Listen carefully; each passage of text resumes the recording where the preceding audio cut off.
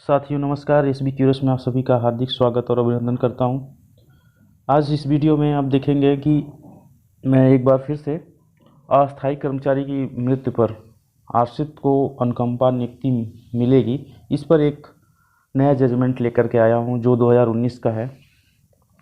और ये वो दूसरे विभाग का था, इसमें अलग विभाग का है, इसलिए हम इसको लाना उचित समझे, क्योंकि इस पर एक भाई साहब ने मांगा था कि मेरे विभाग से संबंधित कोई जो जजमेंट ऑर्डर हो अस्थायी कर्मचारी की मृत्यु पर नियुक्ति के लिए तो उपलब्ध कराएं। तो इसके क्रम में मैं आपके सामने प्रस्तुत कर रहा हूं। आइए देखते हैं। जैसा कि ये रिट पेटिशन है 27,553 2018 में की गई और इस पे जुलाई 19 में निर्णय आया है। Neeraj Kumar Singh versus state of UP. ठीक है, ये इलाहाबाद हाई कोर्ट की लखनऊ बेंच द्वारा निर्णय दिया गया है। इसमें नीरज कुमार सिंह हैं, इनका देखते हैं क्या मामला था। नीरज कुमार सिंह ने अपने पिता की सेवा में रहते हुए मृत्यु के बाद अनुकंपा पर आधारित मृतक आश्रित के रूप में सेवा में नियुक्ति हेतु आवेदन दिया था।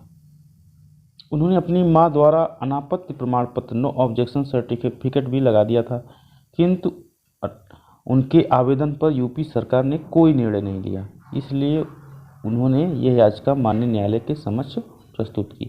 यहाँ पे नो ऑब्जेक्शन सर्टिफिकेट NOC यानी अनापत्ति प्रमाण पत्र अपनी माँ की तरफ से उन्होंने अपने समर्थन में कि उनकी माँ को उनकी नौकरी करने में, नौकरी पाने में कोई आपत्ति नहीं है, उसे ही कहते हैं नो ऑब्जेक्शन सर्टिफिकेट। इसमें उन्होंने लगा दिया, उसके बाद आवेदन किया, लेकिन विभाग ने उनकी नहीं सुनी, उनके आवेदन पर विचार नहीं किया गया। उन्होंने इसके बाद माननीय न्यायालय के सामने प्रस्तुत हुए, उन्होंने याचिका अपनी की। वहाँ पे माननीय न्यायाधीश ने क्या कहा उसको देखते हैं। माननीय न्यायाधीश ने अधिकारियों को तुरंत कार्रवाई करने का आदेश दिया। अतएव विभाग की ओर से उसे संसूचित किया गया कि चूंकि याची के पिता अस्थायी कर्मचारी थे, अतएव वह मृतक आश्रित का लाभ नहीं पा सकता। विभाग द्वारा कह दिया गया कि उनके पिताजी अस्थायी नियुक्ति पाए थे, इसलिए उनको परमानेंट नहीं किया गया था, इसलिए उनको मृतक आश्रित का लाभ नहीं मिल सकता। इस याचिका की सुनवाई करते हुए माननीय न्यायाधीश ने क्या कहा उसको आइए देखते हैं। वो काफ़ी महत्वपूर्ण विषय है, महत्वपूर्ण उन्होंने कमेंट किया है माननीय न्यायाधीश ने, उसको आइए ध्यान से देखते हैं।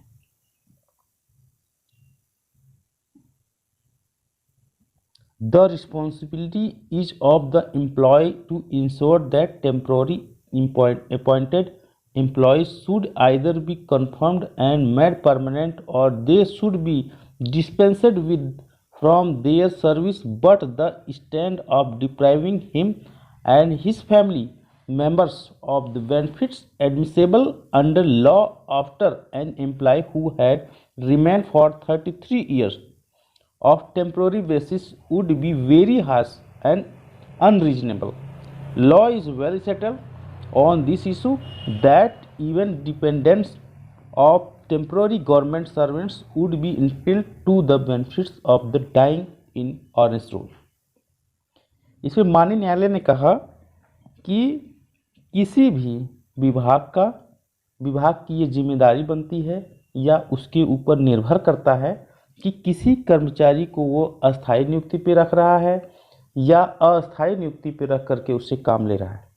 ये पूरी तरह से विभाग के ऊपर निर्भर है और विभाग की जिम्मेदारी बनती है, या तो उसे अस्थायी कर दे या लंबे समय तक सेवा में अस्थायी रूप से यानी ड्यूटी ले, परमानेंट या टेम्पोररी परमानेंट ड्यूटी कराए, या यदि वो टेम्पोररी अस्थायी रूप से ड्यूटी करवा रहा है तो वो थोड़े समय में ड्यूटी करा करके उसे हटा दे, अन्यथा उसे परमानेंट कर ले। अब कोई व्यक्ति 33 वर्ष तक अस्थायी रूप से आपकी सेवा किया है, माननीय न्यायालय ने विभाग से कहा, तो उसके आधार पर आप कह रहे हैं कि हम उसके आश्रित को मृतक आश्रित अनुकंपा आधारित सेवा में नहीं लेंगे। ये बिल्कुल ही कठोर है, बिल्कुल ही गलत है और अकारण है। इस पे किसी तरह का रीजन आपके द्वारा तर्क जो है वो सही नहीं है। Law is well settled on this issue. जो नियमावली है, जो कानून है, मृतक आश्रित का वो पूरी तरह से इस पर लागू होता है। That even dependence of temporary government service would be entitle for benefit of dying in honest rule. इतने लंबे समय तक अस्थायी रूप से आपके विभाग की सेवा किए जाने के उपरांत उस मृतक के परिवार और मृतक पर ये मृतक आश्रित नियमावली का पूरा नियम लागू होता है। इसलिए आप उसको उसके परिवार को, उसके आश्रितों को मृतक आश्रित लाभ से, मृतक आश्रित की भर्ती का जो लाभ है उससे आप वंचित नहीं कर सकते। अब इसमें देखिए थोड़ा सा हिंदी में भी है, उसको देख लेते हैं।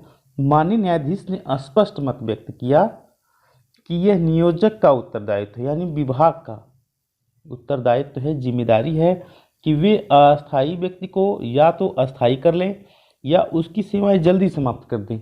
इस मामले में कर्मचारी 33 वर्ष तक अस्थायी रूप से सेवा करता रहा, जो न केवल हार्श है, कठोर है, गलत है, बल्कि अनरीजनेबल है, ये तर्कविहीन है।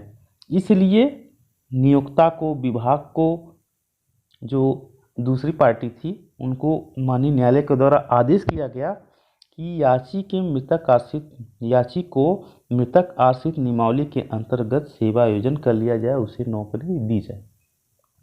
तो साथियों देखिए, इसमें आप पाएंगे कि जागरूक रहने से इनको कितना बड़ा लाभ मिल गया। ठीक है, तो आप जागरूक बनिए। मैं बार बार कहता हूँ, हर बार कहता हूँ कि आप जागरूक रहेंगे, क्योंकि मेरे पास फ़ोन कॉल्स आ रहे हैं, मेरे पास कमेंट्स बहुत सारे आ रहे हैं, व्हाट्सएप के माध्यम से लोग हमें बता रहे हैं। तो लगता है कि कितनी ज़्यादा अज्ञानता है, कितनी ज़्यादा जागरूकता की कमी है। इसलिए जागरूकता बढ़ाए। यदि आप जागरूक रहेंगे तो अपने अधिकारों के लिए लड़ पाएंगे और अपनी समस्याओं से के निदान में आप खुद बहुत बड़े सहायक हो पाएंगे। ठीक है साथियों, मिलते हैं अगले वीडियो में। आप अपने कमेंट्स और सुझाव हमें अवश्य दें, जिससे हमें प्रेरणा मिले कि और हम अच्छे से आपके लिए कार्य कर सकें। धन्यवाद।